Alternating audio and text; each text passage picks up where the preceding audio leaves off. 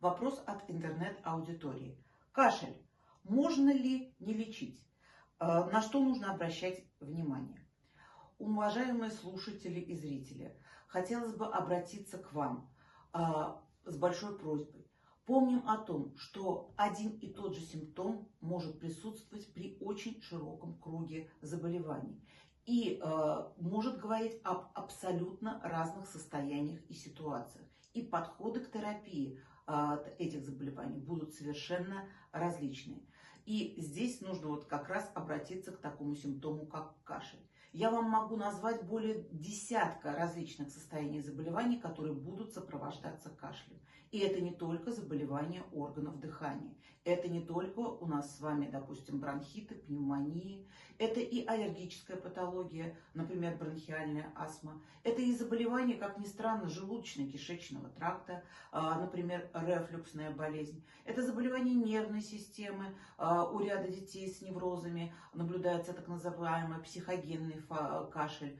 Это, например, паразитозы, например, это аскариды, когда происходит миграция личинок в дыхательную систему и многое-многое другое. Как видите, во всех этих случаях присутствует один общий симптом кашель. Я думаю, вы понимаете, что все эти заболевания не могут лечиться одним способом. А с другой стороны, возвращаясь к вопросу, не лечить эти заболевания нельзя.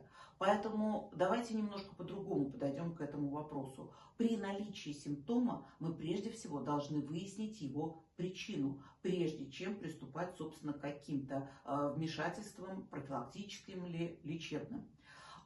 Наиболее, конечно, частая причина возникновения кашля у детей – это респираторная патология, особенно верхних отделов дыхательных путей. И здесь внимание родителей нужно привлечь к тому, какой это симптом, насколько он нарушает качество жизни ребенка, насколько часто он наблюдается, насколько долго он наблюдается. И если этот симптом существенно беспокоит ребенка и сочетается еще с другими симптомами поражения дыхательной системы или других систем, конечно же, необходимо обратиться к врачу, который уже назначит соответствующую терапию.